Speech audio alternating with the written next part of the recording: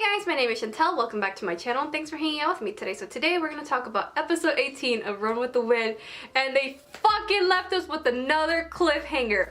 Why do they love to leave us on a freaking cliffhanger? Oh my gosh, you guys have no idea how badly I freaked out with this cliffhanger, which let me just go ahead and talk about it first because Jesus Christ, oh my god. This week's cliffhanger, thanks to Run with the Wind, involves Shindo. I was getting a little worried because at first when I started to see like Haiji's little sweater thing, I was like, oh no, again, another cliffhanger with Haiji. Like, how much more do you guys want to keep picking at Haiji? Like, I want to know because my heart cannot take it anymore with Haiji.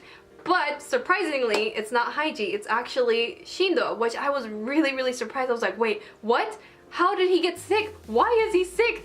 This is not a good time to get sick. Like, it's the day of how can I get it? Why now? Why? Why? Oh my god, like, oh my goodness, you guys have no idea how badly I started freaking out seeing this. I was like, why? Why? We need Shindo. We need him. Without him, they can't go on. Like, I'm sorry, I'm just still freaking out over that because they only have 10 members and one of them is down. What are we gonna do? Oh no. And then Yuki is taking care of him for now, and it looks like he has a fever, and oh my goodness, I really don't know what's gonna happen for the next couple episodes. I really hope that somehow miraculously Shindo makes it okay and that he's well enough to run, because right now he can't even get up, and oh my goodness, why now? Also, Run with the Wind really needs to stop with its cliffhangers because I couldn't take it. Seeing Shindo sick, I was like, no, like, I am leaving immediately. Oh my goodness, no. Okay, I think I'm done freaking out for now. Let's go ahead and talk about the rest of the episode, shall we?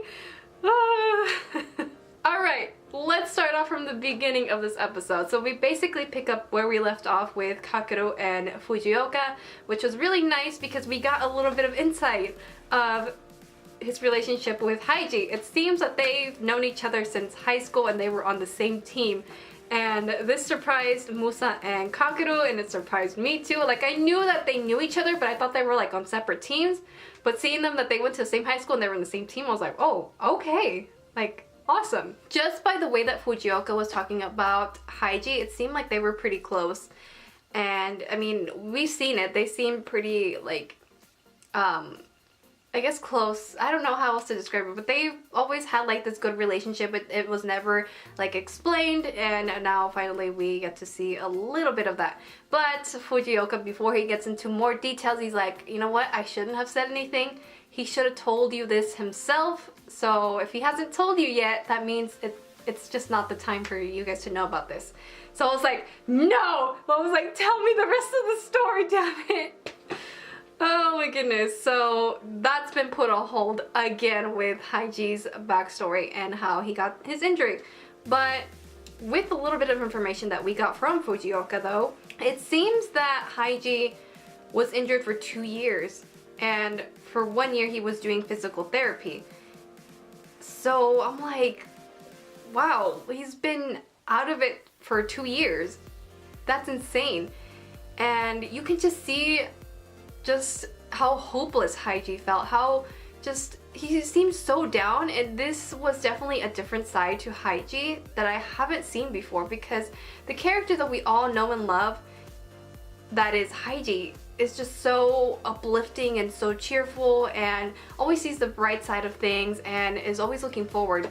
So this was definitely, as I said, a different side, and just it made me a little bit sad because you can tell that this, you know, running meant a lot to him, and now that it's been just taken from him, he doesn't know what to do. Like, he's just, all he knows is that he's miserable, and that breaks my heart. And Fujioka here, he's like trying to motivate Haiji the best that he can, and saying, no, like, your career in running isn't over, like, you still have a chance, you can still come back from this. And then seeing Haiji's reaction, like, that broke me. Like, seeing that face really broke me, and he's just like, you know, like, he had like this attitude of like, you know what, it's fine, I've kind of accepted it, it is what it is. there's nothing I can do, which again made me really sad, and I felt really, really bad for Haiji, and that was pretty much it when it came with that backstory. Fujioka does ask what the coach said to Haiji, and all he said was, you know, be patient, and you can tell that Haiji was frustrated just hearing that, like, it's been 2 years and nothing has changed. He's still in physical therapy and his leg still isn't where it needs to be, which is, it's sad. And as I said before, we'll probably find out later on, who knows when, but we're getting really close finally to seeing the full backstory of Haiji and his injury. And I'm really excited to get to see that and exactly what happened, but also I am not prepared because I know it's gonna break me into pieces. But yeah, I mean, that's all that there was to it with that. And as Fujioka said, he just kind of left it at that, and he was just like, he'll tell you when he's ready. And it looks like Kakeru wanted to talk about it, but he just didn't, and he just kind of left it as is. And I think Kakeru knew that Fujioka was right. He was like, all right, I'll just let him say when he wants to say what's going on with his leg injury. So he just kind of left it at that, but he also did mention, you know, now he sees why Haiji says that Fujioka is strong. You just kind of see that Kakeru just definitely admires Fujioka and sees him in a different light now, especially just with that bit of talking. Like, Fujioka definitely is super wise for sure. Oh, another thing that I do want to discuss is Kakeru's past seems to be exposed in the newspapers now. And it seems like it was that shady news article guy that got his hands on this information, which, oh Jesus, like, this is something that's in the past and should be left in the past. It doesn't matter now, but it ends up causing a little bit of trouble, not too much though. But, you know, Kakeru's parents do call him and say, you know, like, they say that his dad is disappointed and his parents are like, just saying like all these things, and I'm just kind of like, you don't know the full story. Like, oh my goodness, it just made me mad towards the parents, because it's kind of like, this is your son and you should be listening to him and hearing his side of the story and not what the article is saying.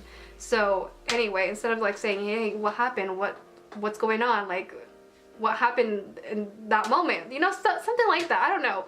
But it just kind of made me mad, and Kakeru was just kind of like, you know what, I'm not having this, and just kind of ended the conversation.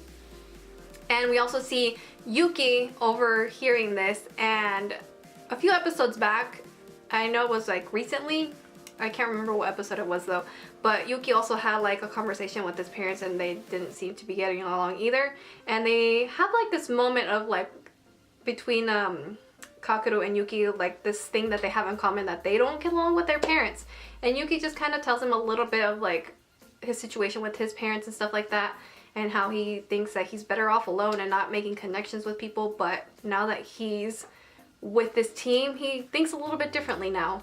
But it's just really nice to see Yuki being like, hey, like, don't worry about it, you know? Anyways, let's see. Oh, and Hakune Ikeden in this episode finally starts, as you guys can tell from the beginning of the video.